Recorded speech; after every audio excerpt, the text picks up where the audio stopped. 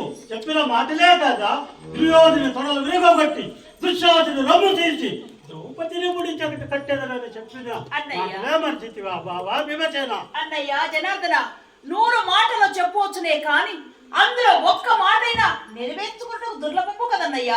నా పొతులు ఎట్టి వారుందువా జనార్దన వాసుదేవా?